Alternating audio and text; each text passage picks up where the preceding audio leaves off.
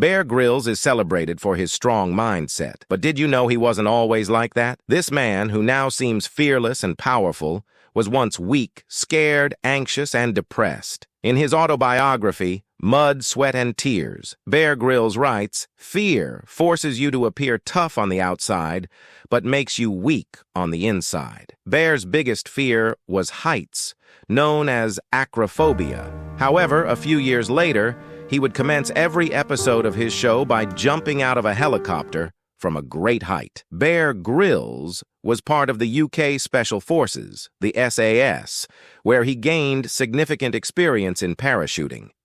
At the age of 21, during a mission in Zambia in 1996, Bear Grylls jumped from 16,000 feet.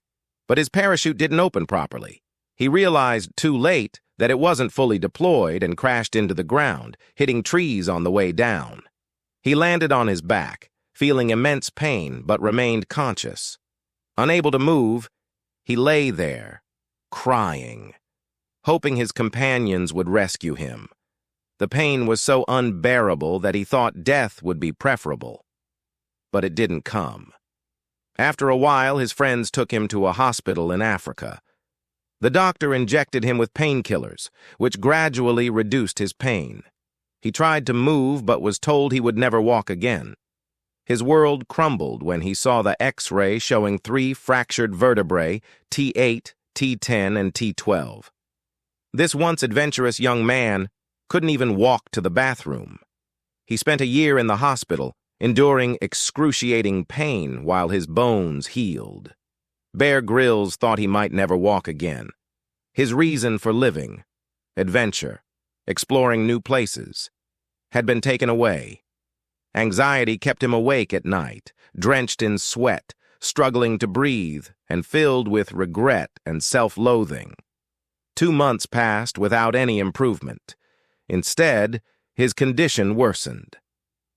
Watching his situation deteriorate, he became more negative, feeling anger and sadness over trivial matters. Gradually, he slipped deeper into depression. People who knew Bear Grylls thought he was positive and mentally tough, capable of overcoming this challenge with courage and positivity. But at 21, he was scared and uncertain about his future. He saw his dreams slipping away. One night, he noticed a photo frame of Mount Everest. Bear Grylls and his father had always dreamed of climbing Everest. Seeing dust on that frame felt like seeing dust on his dreams, which he couldn't tolerate.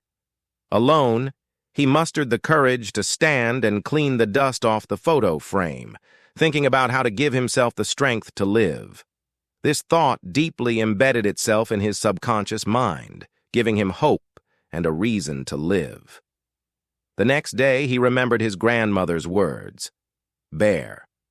Everything that happens in life happens for the best. It's humans who find ways to make themselves sad and troubled.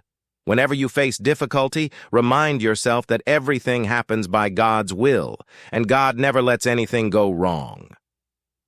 Bear Grylls realized he could have died from his injury, but because he was alive, God had a better plan for him.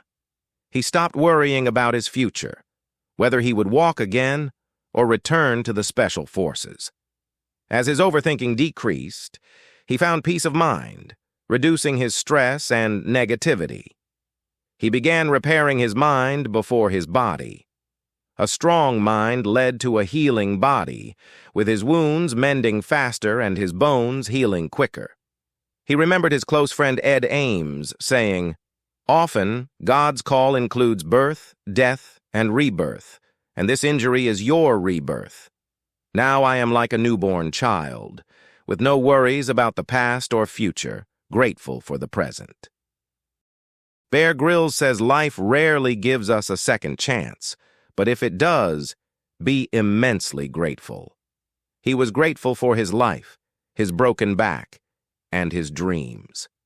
He picked up the picture of Mount Everest and declared, "As soon as I recover, I will climb to the summit of Everest."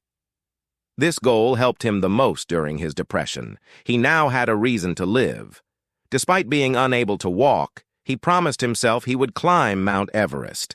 When he told people he wanted to climb Everest, they ignored him. But his goal was clear. He needed to recover quickly, and both his body and mind focused on this goal. 3 months after the accident, the pain started to decrease, and he was discharged from the hospital after 8 months. Within a year, he fully recovered, but doctors advised against returning to the Special Forces. With no job and no money, he needed 2.5 million rupees to achieve his dream of climbing Everest. He wrote proposals to about 250 companies for sponsorship, but all were rejected. Despite facing 250 rejections, he didn't stop. He knocked on many doors but faced repeated disappointments.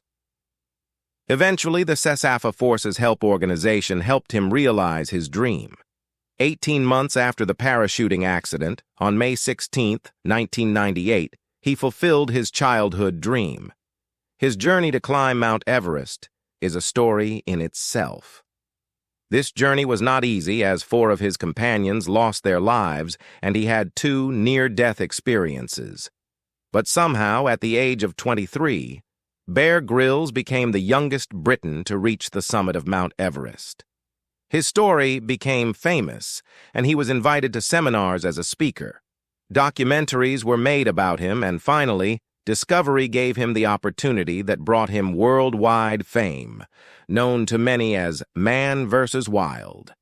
If you like this video, support this channel by clicking the like and subscribe buttons and turning on the bell notification so you don't miss upcoming videos. Thank you for watching.